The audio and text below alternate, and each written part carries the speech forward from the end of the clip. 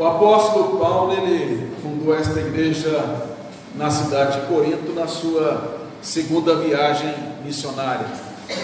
Isso está narrado em Atos capítulo 18, e lá diz que Paulo, enquanto estava em Corinto, ele teve muitas dificuldades para pregar naquela cidade. Houve momentos em que Paulo pensou até mesmo em desistir de continuar pregando ali. Foi necessário que o Senhor Jesus aparecesse a ele e o confortasse e dissesse que tinha muita gente naquela cidade. Paulo então continuou ali, fazia tendas, que era uma profissão que Paulo tinha, para se sustentar naquele momento, e enquanto isso ele pregava naquela cidade, nos momentos em que ele podia fazer. Ele foi acolhido por um casal muito especial, chamado Áquila e Priscila, o que ele cita aí no verso 18, no verso 19 desse capítulo 16: as igrejas da Ásia vos saúdam no Senhor, muito vos saúdam, Áquila e Priscila, e bem assim a igreja que está na casa deles. Então a igreja começa na casa desse casal. As igrejas não tinham templos, não tinham prédios, não tinha um lugar como esse para se reunir. Elas funcionavam nas casas dos crentes, e aqui nós vemos Paulo falando sobre isso. E agora Paulo está escrevendo esta carta para esta igreja, que sem dúvida alguma, dentre as igrejas que nós temos notícia no Novo Testamento, é a que mais deu trabalho para Paulo. E Paulo então exorta estes irmãos com relação a alguns problemas que esta igreja estava enfrentando, tanto internamente como externamente. A cidade de Corinto era uma cidade muito imoral, era uma cidade conhecida na época pela sua imoralidade, pela sua prostituição, e a igreja naquele local precisava entender o seu papel ali, e não se misturar, não praticar aquilo que imoralmente era errado perante o Senhor.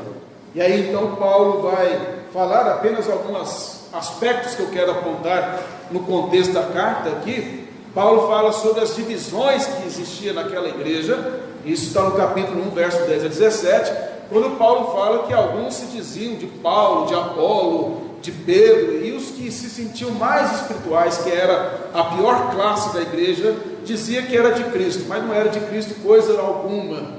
E Paulo então vai tratar isso, sobre essas divisões da igreja, sobre essas vaidades que existiam na igreja, e Paulo vai mostrar no capítulo 3 sobre a imaturidade daqueles crentes, a carnalidade que existia entre eles.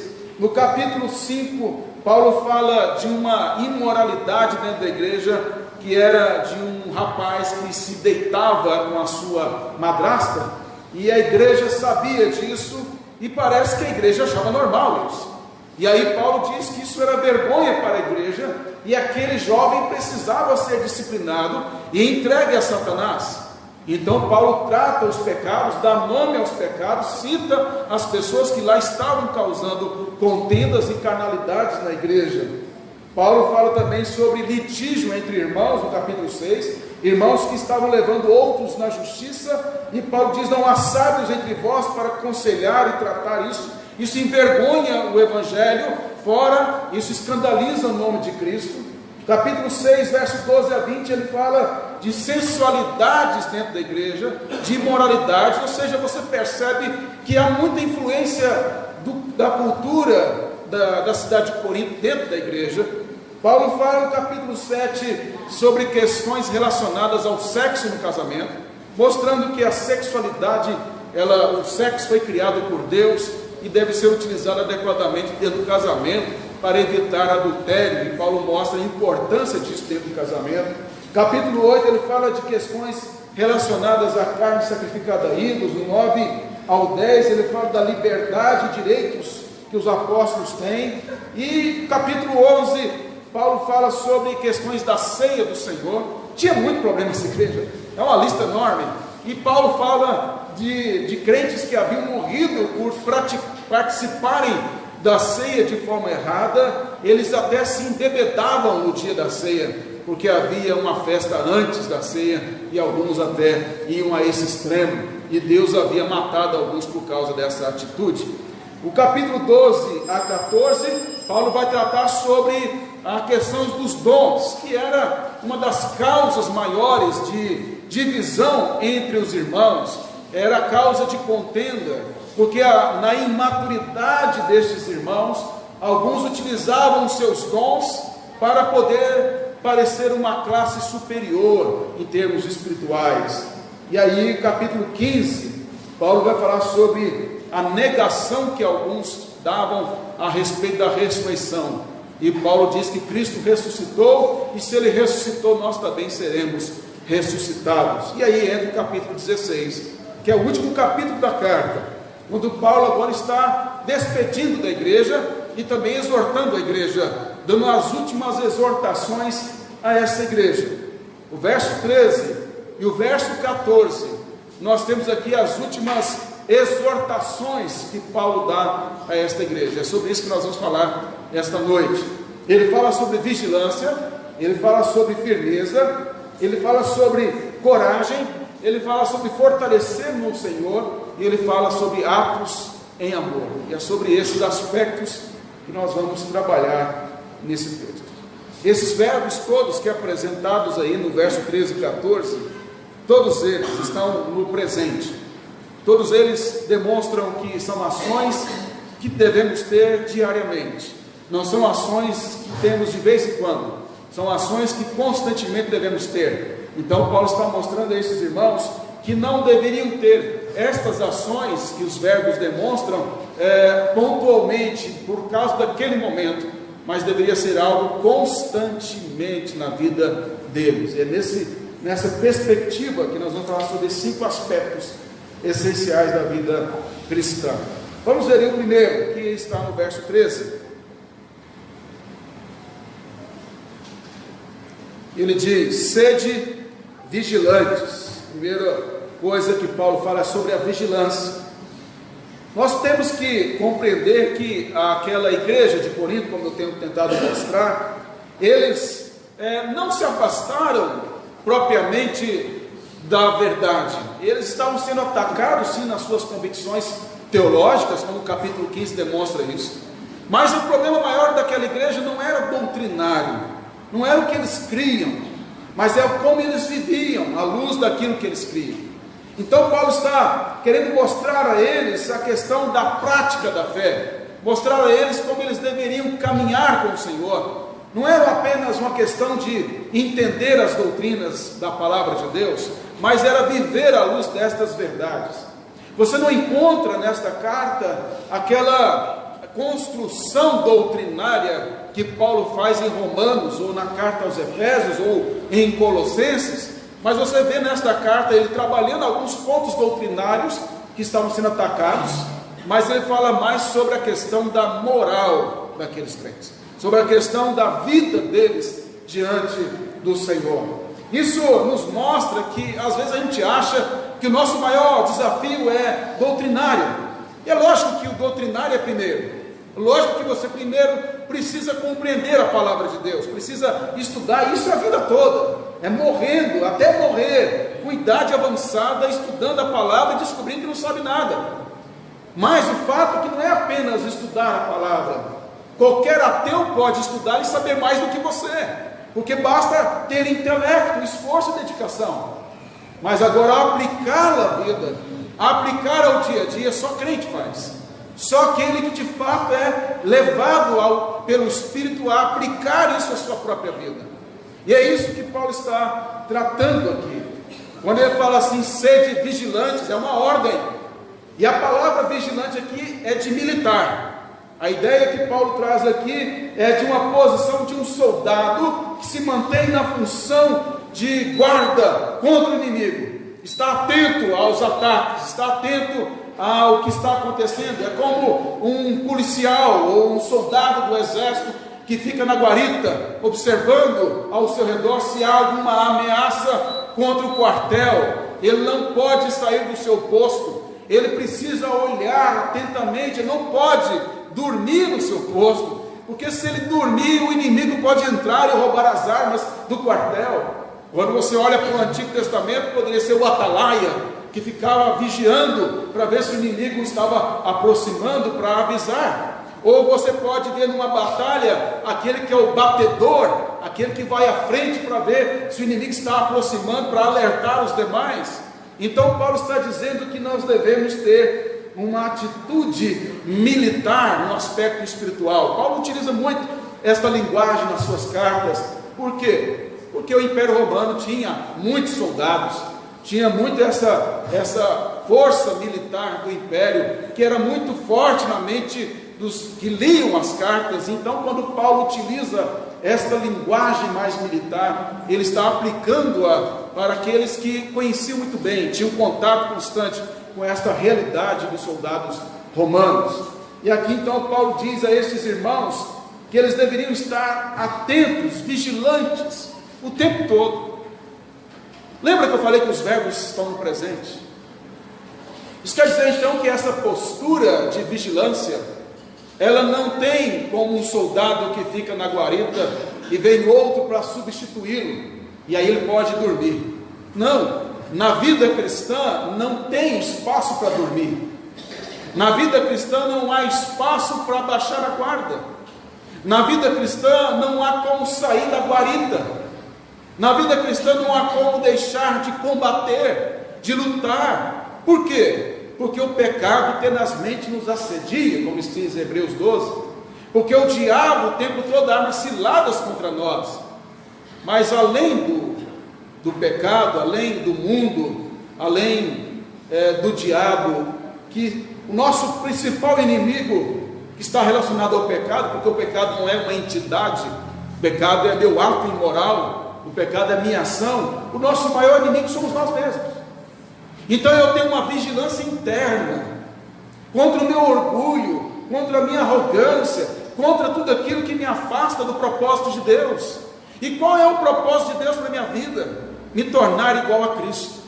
Então esta luta, antes de qualquer coisa, ela é travada no campo do coração, da mente. Então Paulo diz a estes crentes que eles não poderiam jamais se mostrar fracos, desatentos à caminhada cristã.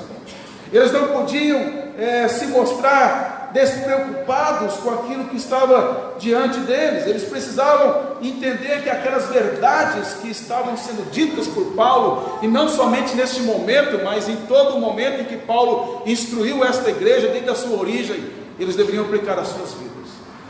Você olha o capítulo 15, por exemplo, quando Paulo fala sobre a ressurreição, ele fala: se nós esperamos em Cristo somente nesta vida, nós somos os mais infelizes dos homens.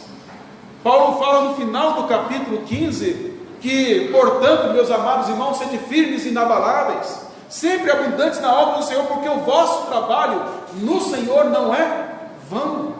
O que Paulo está dizendo é que há uma finalidade doutrinária e há uma finalidade existencial. Nós não estamos aqui caminhando simplesmente para a igreja crescer numericamente, para a igreja ser vista pelos homens. Essas coisas todas são tolas. Nós estamos caminhando aqui para um propósito que está além destas paredes da denominação conservadora, desta igreja, desta cidade, que é o reino do Senhor.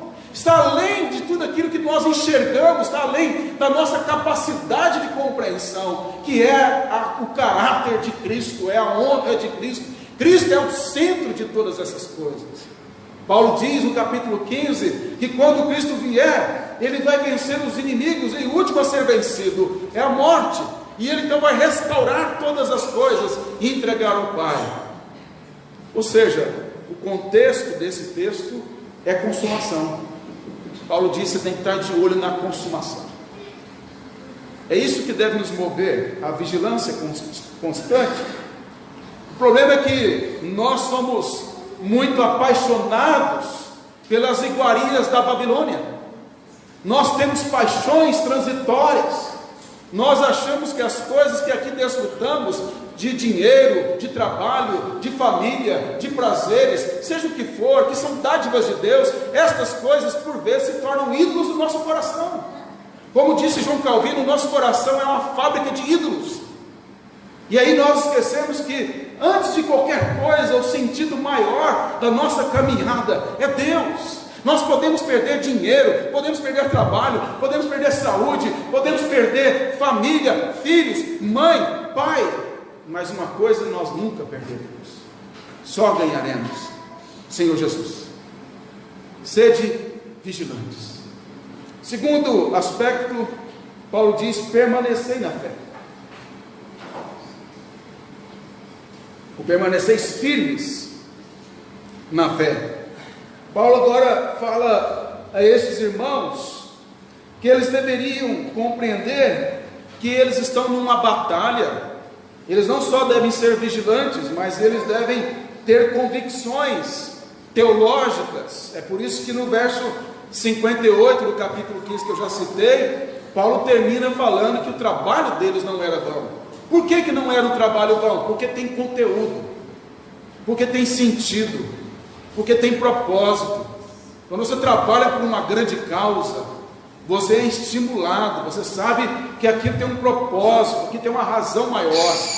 As pessoas podem se sentir estimuladas por uma ONG, podem se sentir estimuladas por um grande projeto social, isso é uma coisa maravilhosa, mas tudo isso passa. Mas o nosso trabalho é eterno. O nosso trabalho transcende esse tempo, transcende o espaço. Nosso trabalho começa aqui, mas não termina aqui quando a gente morrer. Continua de uma forma plena. O Gerson falou sobre a transitoriedade da vida do rapaz que morreu de infarto. Eu pergunto a você o seguinte: responda na sua cabeça, na sua consciência. Se fosse possível você saber que hoje à noite, meia-noite, vamos colocar assim, você vai morrer, o que você faria diferente hoje? Se você responder para si mesmo que faria um monte de coisa, pedir perdão a um monte de gente, algo está errado na sua vida profundamente. Mas se você disser: não, eu faria a mesma coisa que eu estou fazendo agora. Por quê? Quando você vive para o Evangelho, lógico que a gente erra nessa caminhada, mas você caminha como se fosse o último dia, todo dia. Você caminha sempre na expectativa ou da volta de Cristo ou da sua partida. É isso que os reformados defendiam. É isso que Paulo está aqui colocando a esses irmãos, que eles estão num campo de batalha e eles precisam agora, mais uma linguagem militar, precisam permanecer firmes na fé. E o que é fé? É o que você crê, é o que você acredita, é o Evangelho. Permaneçam firmes no Evangelho, não se amedrontem diante dos ataques do mundo, não se amedrontem diante das mentiras de Satanás, não se amedrontem diante dos ataques dentro e fora da igreja, mas continuem, permaneçam firmes no Senhor, porque o vosso trabalho no Senhor não é em vão, não é sem sentido, não é vazio, não é algo transitório, é algo eterno. Terceiro aspecto: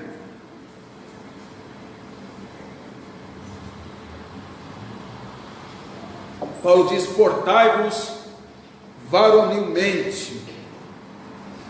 O que é portar como um varão? Quando Paulo diz aqui, ele não está falando especificamente só dos homens.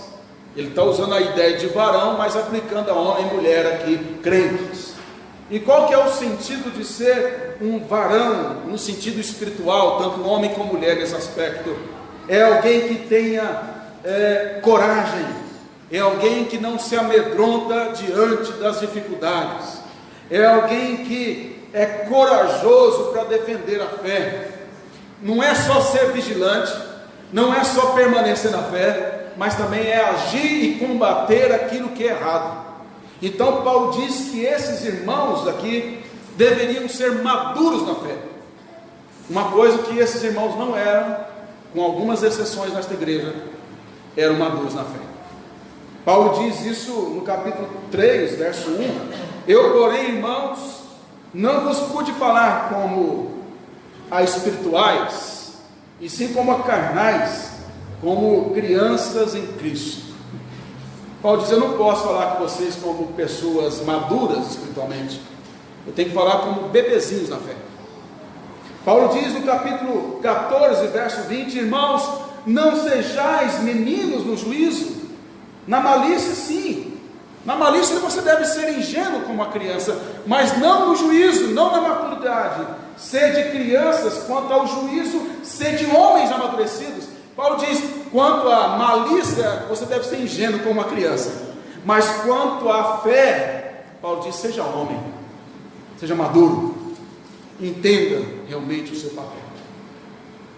Irmãos, a gente fala muito da geração nova, né, que é Nutella, a gente brinca, uma geração vitimista, né, uma geração que tudo se ofende, tudo quer processar, incentivado pela mídia, pela cultura socialista e por vários fatores aí, que gerações anteriores não tiveram essas coisas por causa de uma outra criação. Mas, irmãos, convenhamos, temos crentes velhos também que são assim.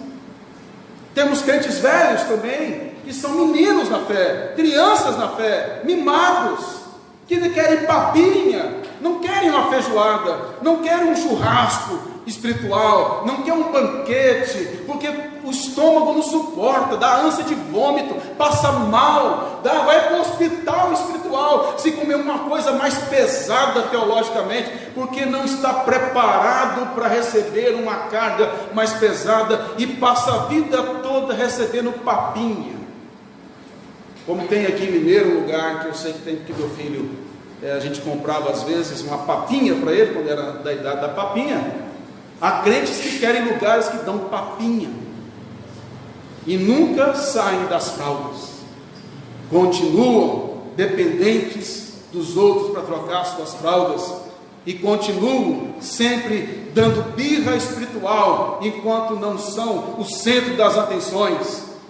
E Paulo diz a estes irmãos: quanto à fé, vocês devem ser maduros, devem ser homens, no aspecto aqui não de gênero masculino, mas no sentido de homem e mulher, crente maduros, que sabem lidar com as dificuldades da vida, que sabem interpretá-las para o Evangelho, que sabem caminhar e não se dobra. Irmãos, é triste observar como crentes, alguns crentes, uma hora está em cima, uma hora está embaixo, uma hora está animado, uma hora está desanimado. Há uma inconstância constante, fica redundante, mas é exatamente isso, é uma permanência nesse estado de inconstância, uma hora em cima, uma hora embaixo.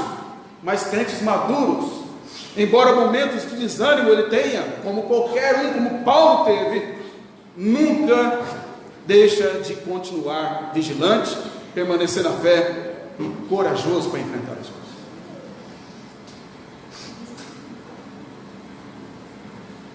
O que Paulo então diz aqui, ser varonil na fé, é alguém maduro, é alguém responsável, é alguém que tenha compromisso com a verdade, é alguém que sabe o que está fazendo, que não é membro da igreja por religiosidade, porque cresceu na igreja, ou porque foi trazido por um amigo, ou porque foi batizado, mas ele pertence à igreja acima de qualquer coisa, porque ele pertence ao reino de Deus, e ele quer ser bênção na vida dos outros, não por causa de religiosidade, mas por convicção interna. Então pode acontecer o que for, pode chover canivete de heresia, de problemas, e ele continua varonil, continua firme. Nós vivemos uma crise muito grande no meio evangélico, das igrejas sérias, porque as que não são sérias eu nem considero, de falta de crentes maduros na fé. Talvez a falta de problema para nós, a falta de dificuldade, você acha que tem dificuldade?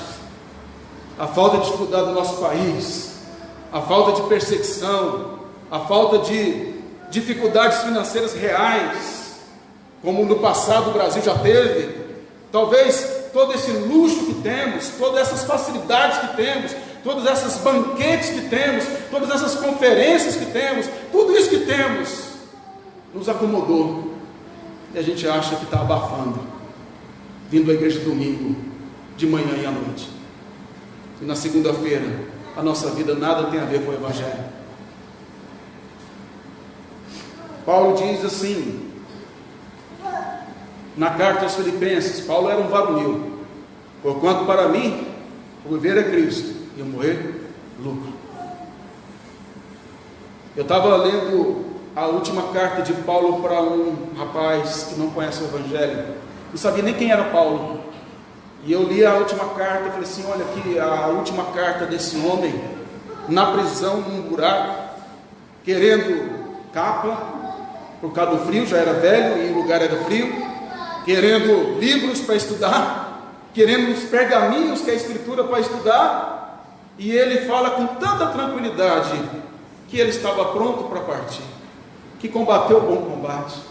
Olha a tranquilidade de alguém que vai ter a cabeça decepada.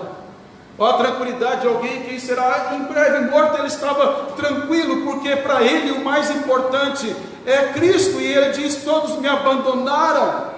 A igreja não teve coragem de ir à defesa de Paulo, ficou com medo, e Paulo diz: todos me abandonaram, mas Cristo me fortaleceu. É isso que é ser varonil, é isso que é amadurecer, é compreender que a essência da vida é Cristo, é caminhar com Ele, mesmo com dificuldades na família, mesmo com dificuldades no trabalho, mesmo com dificuldades na igreja, mesmo dificuldades emocionais. Nós resolvemos e tratamos isso com o Evangelho, com o sentido da vida. E aí, um outro aspecto, Paulo fala, ele diz: fortalecei-vos. O sentido de fortalecimento aqui, que Paulo fala, é mostrar a esses irmãos de Corinto que não bastavam apenas ser vigilantes, permanecer na fé e serem corajosos como varonis, mas eles precisavam, para fazer isso tudo, ser fortalecidos. Não é algo que eu tenho e você tem. Você é corajoso, você... Tem crente que acha que tem qualidades naturais, inatas, né? Que assim, é fácil ser firme, é fácil ser o quê? Não existe isso. Todos nós somos frágeis, todos nós somos fracos, todos nós somos pecadores, todos nós dependemos dele, e a única maneira de nós permanecermos firmes e maduros no Senhor é se nós reconhecermos as nossas limitações diariamente e dizer: Senhor, me fortaleça para que eu entenda o meu coração podre, para que eu entenda as minhas atitudes, para que eu entenda o meu tempo, para que eu entenda o que eu devo fazer. Senhor, me ajuda, esclareça, me dê sabedoria, como o Tiago diz, me dê prudência, Senhor, esclareça, faz com que, como Davi, mostra a mim os meus próprios pecados, Senhor, que são ocultos para mim. Então Paulo diz: irmãos, vocês devem se fortalecer, como ele diz lá em Efésios: quanto ao mais, sede fortalecidos no Senhor, na força do seu poder.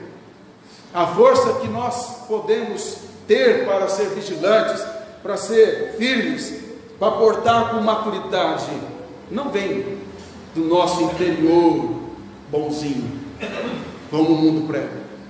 Não vem de um coração inclinado para o bem.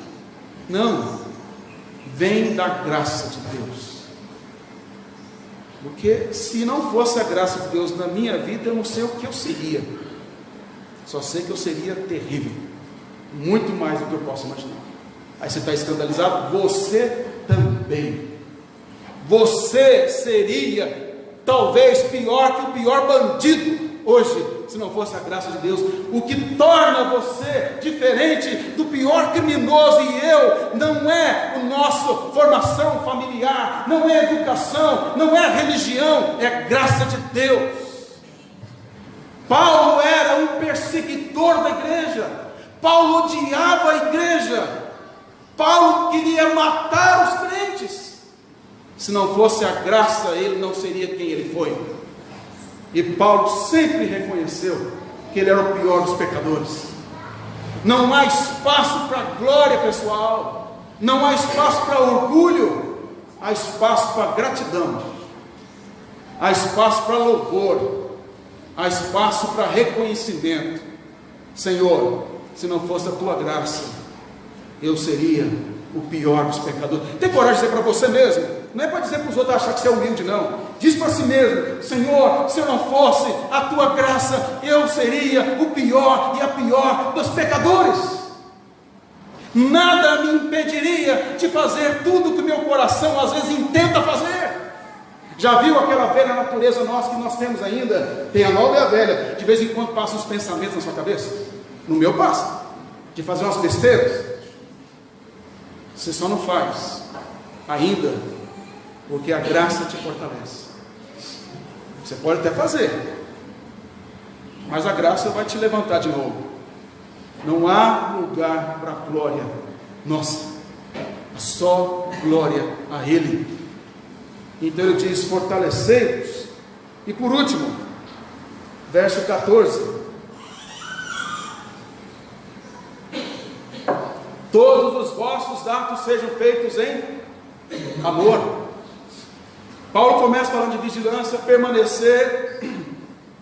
Agora ele fala de fortalecimento no Senhor. E ele diz agora: meus irmãos, tudo isso que vocês fizerem, sejam em amor. Agora, você pode observar que qual era um dos maiores problemas dessa igreja? Era a falta de comunhão, divisões na igreja, partidarismo, orgulho, porque alguns achavam que tinham os dons melhores do que outros. E Paulo então trata isso na carta. Tanto é que tem um capítulo só, o 13, falando do amor. E Paulo diz: se não tiver amor, de nada adianta. Não adianta falar em línguas naquele contexto, não adianta profetizar, não adianta achar que tem, vamos trazer para nós hoje, não adianta ser pastor da igreja, não adianta ser presbítero da igreja, não adianta ser diácono da igreja, não adianta cantar na equipe de louvor, não adianta dar aula, não adianta os outros achar que você é um brilhante na igreja, não adianta nada disso. Paulo diz: se não tiver amor. Mas o que é amor? Tem que olhar para a Bíblia. Amor no contexto grego é paixão, é uma coisa, nós herdamos esse pensamento grego de amor, uma coisa mais de Roberto Carlos, de amor, de paixão, importa você ser feliz, egoísta, mas o contexto bíblico de amor não é esse. Jesus falou que o amor é amar o Senhor e amar o próximo. Essa é a essência de toda a palavra. O que Paulo está dizendo a esses irmãos? Vocês estão brigando aí por causa de bons, vocês estão sendo imaturos um com o outro, porque vocês não têm amado o Senhor. E vocês não amando o Senhor, vocês não amam uns aos outros, não perdoam, não tratam, não resolvem. Então vocês estão brigando por questões pequenas, porque vocês não estão enxergando o elo principal de tudo, que é o nosso relacionamento com Deus e o nosso relacionamento com o próximo. As duas coisas caminhando juntas, sempre, nenhuma mais do que a outra, as duas guiadas, lógico, pelo primeiro, que é o amor ao Senhor. Então Paulo diz: meus irmãos, vocês devem compreender, como ele diz em capítulo 13, verso 13: agora pois permanecem a fé, a esperança, dons vão passar, ele diz: mas permanece a fé, a esperança e o amor. Estes três, porém, o maior deste é o amor. Esse capítulo 3 de 1 Coríntios é usado para casamento, né? Não tem nada a ver com casamento. Tem gente que usa para falar de casamento, nada a ver com casamento. Tem a ver com a comunhão da igreja, tem a ver com a unidade da igreja, tem a ver com o relacionamento com Deus, que leva ao relacionamento com o próximo. É isso que Paulo trata nesta carta. Ele diz: todos os vossos atos, tudo que você fizer na igreja, e ele está falando para uma igreja, tem que ser feito em amor. O que é amor? Amar o Senhor. Então, primeira coisa, por que eu devo fazer isso? Para a glória dele. Por que eu devo fazer isso? Para edificar os irmãos e ser bênção na vida deles. É isso que Paulo está dizendo aqui. Resumindo e aplicando a nós, a vida cristã, meus irmãos, é uma luta constante. Não é de vez em quando, é todo dia. Agora você está combatendo aí, agora você está tendo um combate na sua mente aí. Você está tendo um combate no seu coração contra você. E você pode não concordar comigo, mas com a Escritura você não pode discordar. É o que o texto ensina, é isso. E o nosso combate é obedecer isso. Então você vive um combate constante. Ao sair desta igreja, você vai enfrentar combates. Ao conversar com irmãos, pode ter um imaturo que vai fazer a sua cabeça com alguma coisa que vai desviar o seu foco. Não é assim? Nos corredores da igreja, nos fundos da igreja, há aqueles que podem ser instrumentos de discórdia. Toda igreja tem, não é diferente aqui. Ao chegar na sua casa, pode acontecer algumas coisas que vai tentar levar você a esquecer isso. Amanhã de manhã você pode levantar-se e não lembrar-se disso, mas o que Paulo diz é constante a nossa luta, todo dia, toda hora. Eu estava assistindo o filme do Rocky Balboa, Creed. O Creed é filho do Apollo Creed. Quem assiste sabe o que eu estou falando. E ele fala assim, treinando esse pugilista: um round por vez, um passo por vez. Vida cristã é um round por vez. Não é o tanto que você apanha, mas é você apanhar e continuar lutando, continuar batalhando. Não é o quanto você cai no ringue da fé, levando um soco no queixo, mas é você levantar e continuar lutando, e continuar indo, permanecendo firme na fé. Os nossos atos devem ser sempre em amor, conforme o Evangelho. Deve ser fruto da nossa vida com Deus, e isso deve se exteriorizar na comunhão da igreja. Nossa luta é contra o mundo, contra a cultura ante Deus. E eu quero concluir dizendo que nossa caminhada tem sentido e conteúdo. Nós estamos caminhando para a consumação. Se morrermos hoje, morremos felizes, porque nós sabemos em quem temos crido. E assim eu quero concluir citando o que Charles Spurgeon disse: Deus não escolhe covardes e destituídos de firmeza para pôr sua glória no rosto deles.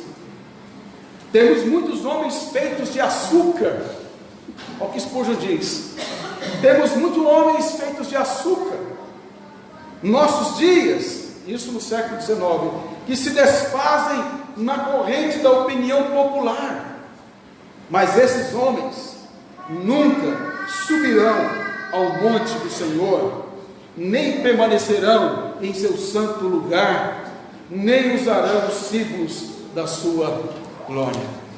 Que Deus assim nos abençoe e nos ajude a ser homens e mulheres fiéis a Ele.